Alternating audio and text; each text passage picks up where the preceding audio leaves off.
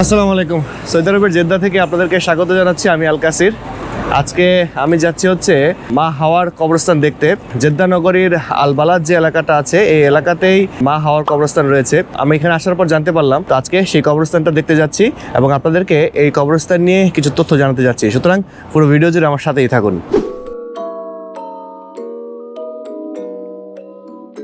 জেদ্দার আল Balad এলাকার যে হোটেলটা আমি উঠেছি, এখান থেকে গুগল ম্যাপ ধরে মিনিট 15 হাঁটলেই আমরা পেয়ে যাব মা হাওয়ার কবর।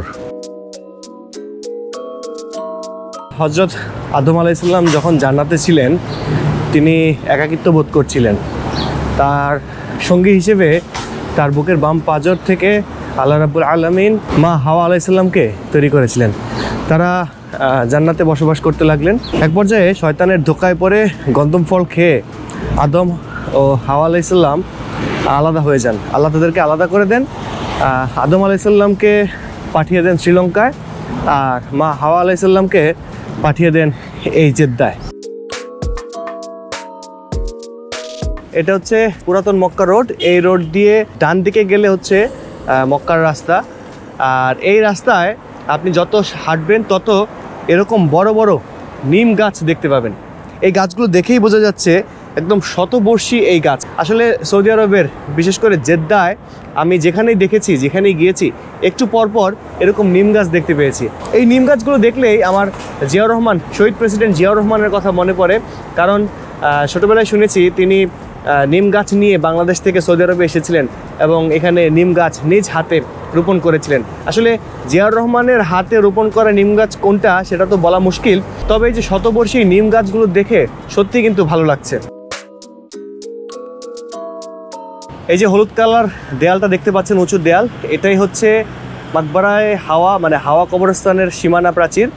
লোকশ্রুতি আছে এই সীমানা প্রাচীরের ওপাশেই ঘুমিয়ে আছেন মা হাওয়া আলাইহিস সালাম। আমরা একটু সামনে যাচ্ছি, সামনে গিয়ে আপনাদেরকে দেখানোর চেষ্টা করব। ওই তো ওইখানে লেখা আছে মাকবারায়ে হাওয়া, মানে হাওয়া কবর। দুইটা খেজুর গাছ দেখা যাচ্ছে। এর সামনেই মেন গেট। আমরা মেন গেট ধরে যাওয়ার চেষ্টা করব। তবে এখানে ক্যামেরা নিয়ে যেতে হলে সিকিউরিটির অনুমতি লাগবে। আমি জানি না অনুমতি পাবো কিনা আর কতটুকু আপনাদেরকে দেখাতে পারবো, তারপরও চেষ্টা করছি। চলুন আমার সঙ্গে।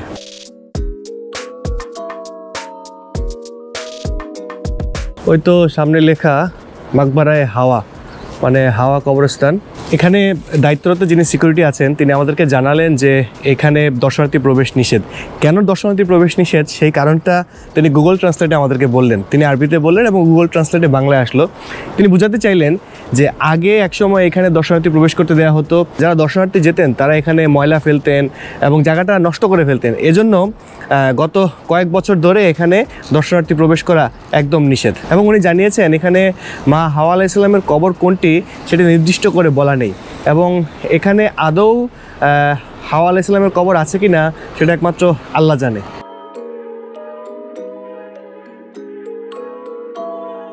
ওইখানে লেখা আছে মাকবারায়ে হাওয়া, মানে হাওয়া কবরস্থান। এখানে আসলে হাওয়া আলাইহিস সালামকে সমাহিত করা হয়েছে কিনা এ নিয়ে সন্দেহ প্রকাশ করেছেন অনেকে।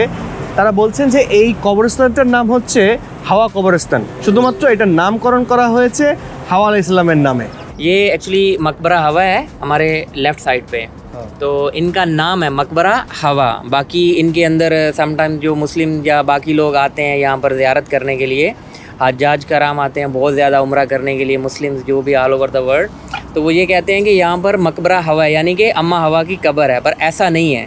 ये इनका नाम है, यानी कि जैसे आप लोगों का नाम है, हमारा नाम है, हर चीज़ का एक जगह का नाम होता है, तो ये इस मकबरे का नाम मकबरा हवा है। बाकी इनके अंदर ऐसा कुछ नहीं है। আমি এই কবরস্থানের ভিতরে যাওয়ার জন্য অনেকবার অনুরোধ করেছি, কিন্তু তারা আমাকে কোনোভাবেই পারমিশন দিলেন না। শেষে 2 বোতল পানি দিয়ে আমাকে বিদায় করে দিলেন। এই কবরস্থানে এখনও প্রতিদিন কবর হয়। এর আশেপাশে যারা থাকেন, যেসব এলাকার বাসিন্দারা থাকেন, তাদেরকেই একমাত্র এখানে সমাহিত করা হয়। আমি ঘুরতে ঘুরতে এক বাংলাদেশি ভাইকে পেলাম। তিনি অবশ্য ক্যামেরায় কথা বলতে রাজি হননি। তিনিও জানালেন যে এখানে হাওয়া আলাইহিস সালামের কবর আদৌ আছে কি না। তিনি বলছেন যে এখানে কবর নেই, এই কবরস্থানের নামটা শুধু মা হাওয়ার নামে। এটা নিয়ে বিভিন্ন তথ্য আছে, দালিলিক প্রমাণ এখানে নেই। তার কারণ হিসেবে সিকিউরিটি আমাদেরকে বলল যে নূহ আলাইহিস সালামের সময়ের বন্যার ঘটনা আমরা সবাই জানি, বন্যায় পুরো প্লাবিত হয়ে গেছিল। সেই বন্যায় কার কবর কোথায় গেছে কেউ বলতে পারে না, একমাত্র আল্লাহ পাকই জানে।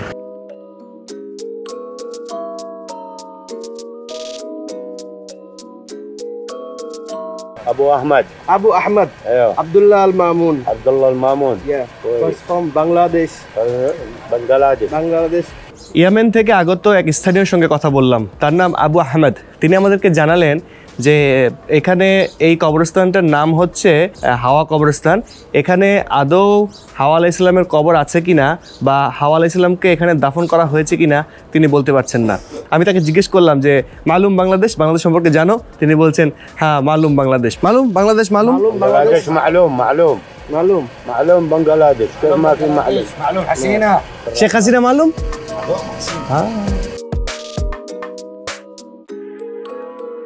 এই কবরস্থানে দর্শনার্থী প্রবেশ নিষেধ। তবে আপনি যদি শুক্রবার আসেন, শুক্রবার জুম্মার নামাজের পর যাদেরকে দাফন করা হয়েছে কবরবাসীদেরকে সালাম দেওয়ার জন্য এই কবরস্থানটা কিছু সময়ের জন্য খুলে দেওয়া হয়।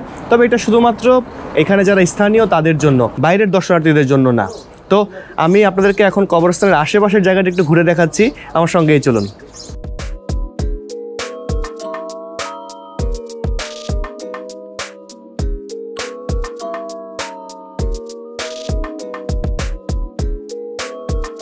السلام عليكم، كيف الحال؟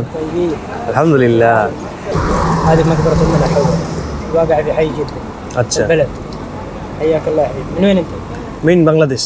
مرحبا، حياك الله يا حبيبي. حبيبي الحمد لله الحمد لله. تفضل معنا. أيوة. مين أنت؟ أنا صالح الشريف. صالح الشريف. إيوه. من سعودي؟ من السعودية. من السعودي. يا أنا القاسر من بنغلاديش. يا مرحبا يا أبو القاسم، حياك الله. الحمد أي لله. خدمة يا حبيبي؟ الحمد لله حبيبي. أي خدمة؟ يلا. السلام يلا عليكم. يلا السلام عليكم.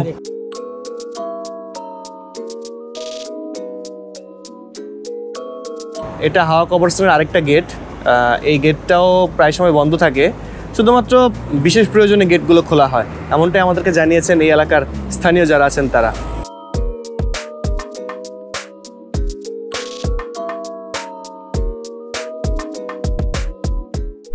আপনি যদি হযরত হাওয়া আলাইহিস সালামের কবরটা জিয়ারত করতে চান, সেখানে যেতে চান, তাহলে জেদ্দার আল বালাদের যে কোনো জায়গা থেকে কাউকে জিজ্ঞেস করলেই হবে মাকবারায়ে হাওয়া বা হাওয়া আলাইহিস সালামের কবর, এটা বললেই যে কেউ আপনাকে দেখিয়ে দিবে। একদম সহজ পথ, সোজা পথ। আমরা যে হোটেলে উঠেছি আল বালাদ এলাকায়, সেই হোটেল থেকে ঘড়ি ধরে 8 মিনিট হাঁটা পথ, 8 থেকে 10 মিনিট হাঁটা পথ, হেঁটেই আপনি চলে আসতে পারবেন।